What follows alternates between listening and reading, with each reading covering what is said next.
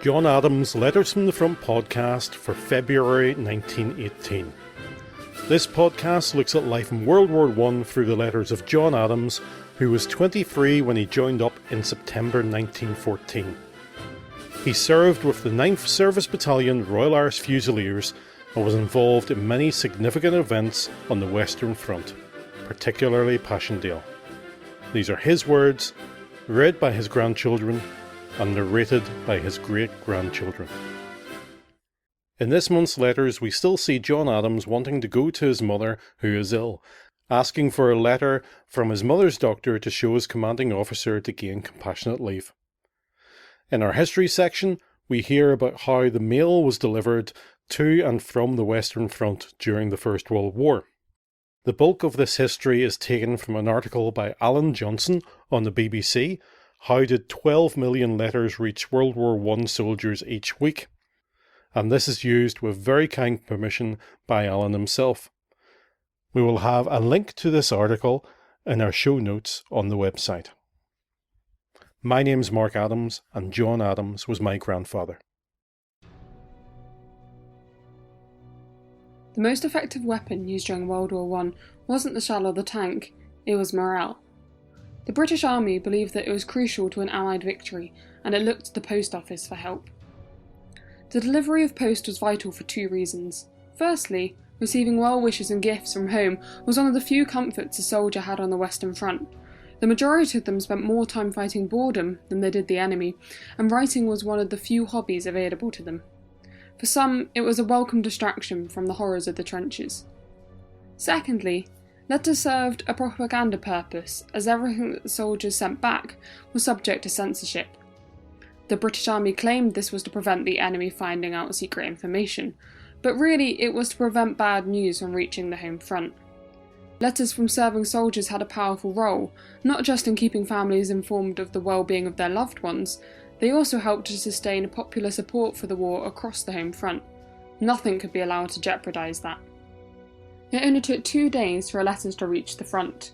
The journey began at a purpose-built sorting depot at Regent's Park. By the war's end, 2 billion letters and 114 million parcels had passed through it. From there, it was shipped to Le Havre, Boulogne, or Calais, where the Royal Engineers Postal Section were tasked with getting it to the battlefields. Staffed by just 250 men in 1914, the REPS grew to 4,000 by the end of the war.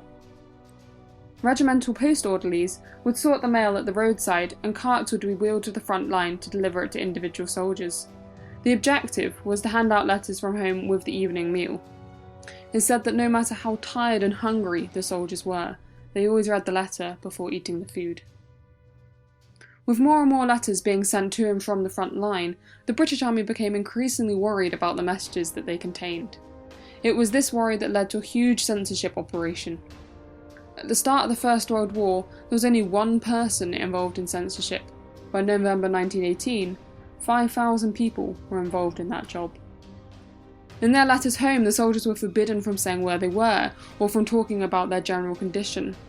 Suspected enemy movements, action plans, indeed even a comment as simple as, 3 of my friends have died, wouldn't have made it past the censor. The powers that be were concerned that any bad news would damage morale on the home front. The army believed that if the public understood the true nature of the battlefield, support for the war would simply collapse. Any letters that contained forbidden information were abruptly censored. Banned phrases were scribbled out with pencil or coloured pen. Whole chunks of the letter were simply torn away. The task of checking letters home fell to the junior officers on the front. Many of them got to know their own soldiers through their letters, discovering their hopes, their dreams and their fears. The letters were often so deeply personal that some junior officers refused to read them, though of course someone else would have to. And once they reached Britain, the letters were reopened and read again, before finally being delivered to the expectant families. We see that John Adams sent many field postcards, as seen this month. These printed cards gave soldiers a number of multiple choice options which they could cross out if they weren't relevant. They were not allowed to write messages on them. Another, more subdued form of censorship was the honour envelope. These required the sender to sign a declaration to say that they hadn't disclosed any forbidden information. That way, their letters would only be read by postal workers on the home front, instead of by their superiors in the trenches. While the field postcard and the honour envelope achieved their purpose, the greatest acts of censorship were actually carried out by the soldiers themselves. Many fighting men were keen to hide the realities of war from their loved ones back at home in their letters, and simply left out much of what they really went through. At its peak, this incredible operation delivered over 12 million letters a week and 1 million parcels. Wherever armed forces were engaged, Royal Engineers Postal Section would follow, delivering to ships of the Royal Navy anywhere in the world and to soldiers away from the fixed positions at the Western Front. In Gallipoli, more unopened letters from those killed in action were being passed back from the front than letters going forward.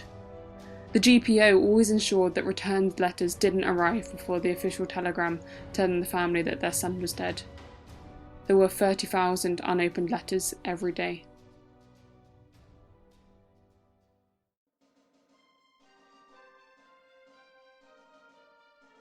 Sunday, 3rd of February 1918, Field Postcard.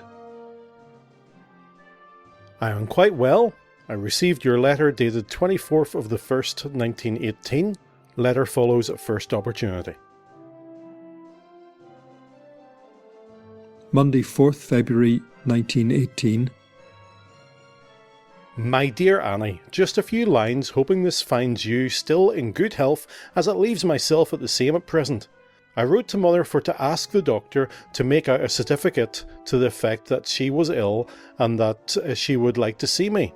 But she wrote back to say that she was all right again, when I know quite well that she is not. Because she is afraid of something happening to me crossing over, and as she would not do it, I want you to do it for me. And if you do not, I shall give up hope. I cannot sleep at night, and to tell you the truth, I am not near at myself, for I am longing to see Mother again. And you could do it all inside an hour. I am sure the doctor will not refuse you. I cannot explain this much better. There is an officer in our battalion, and he told me today that he should do all in his power to help me, but he told me he could do nothing for me in the way of getting a special leave except I got a telegram or a doctor's certificate. But he told me as soon as I got either that he should do his best to get me home to see Mother. He said he was very sorry for me and told me to write to you to get either you or the doctor to send a certificate and that he should do the rest for me. I hope you understand me. All you have to do is go to the doctor and say Mother is very ill and wishes to see me, and I am sure he shall not refuse you, knowing that she is ill. Put it in a registered letter and send it to me, and if all goes well, as the officer says it will, I shall be home before the end of the month. Well, I think this is all for now, hoping to hear from you soon. No more at present. Goodbye. I remain your loving brother, Johnny. Monday, 4th February 1918. My dear Mother, just a line hoping it will find you feeling a little better. I got your letter all right, but I still feel that you're very ill. But I was writing to Annie and I hope she did carry out my instructions, and I shall soon have the pleasure of all of you. The weather still keeps quite nice. I am still in the same place, so Annie can write to the same address. Well, I think this is all at present. I hope to hear from you soon again. Goodbye, I remain your loving son, John. Tuesday, 12th February 1918, Field Postcard. I am quite well. I received your letter. Letter follows at first opportunity. Friday, 22nd February 1918. My dear Mother, just a few lines to say I received Annie's registered letter all right, but I am very sorry to say that I cannot get it at the present time. But dear Mother, if you get any worse, God forbid, let Annie send me a wire and I shall come at once if possible. But I should send it through the police barracks or let them send it for you. But God grant you are a good deal better by this time. If only I had been with the battalion where I am known, I should have got home straight away. But if both of us are spared for a couple of months, I shall be due for my leave. For once the mother goes, the home goes also, and each one has to face the world on their own. and I for one know that the world is a hard taskmaster. God pity the boy or girl who is thrown to the world without any experience, for I have seen some little of the world this last few years. Well, dear mother, I think I shall close for this time, hoping this finds you a little better. And if you're not, do not fret what I have told you. It is all I can do, God pity me. Remember me to Annie and Jimmy, and give them my love. Goodbye. God bless all at home. Your loving son, Johnny.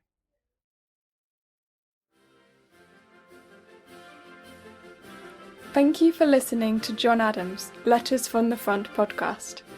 To find out more about John Adams and his family, visit www.johnadams.org.uk/letters. The history of the 9th Service Battalion, Royal Irish Fusiliers, during World War I is taken from Blacker's Boys.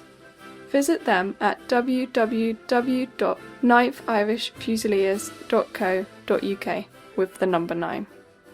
Podcasts will be published 100 years after the letters were written, so will be published nearly every month. If you would like to contact us with comments or reactions, the email address is letters@johnadams.org.uk. This has been a Mark Mess production.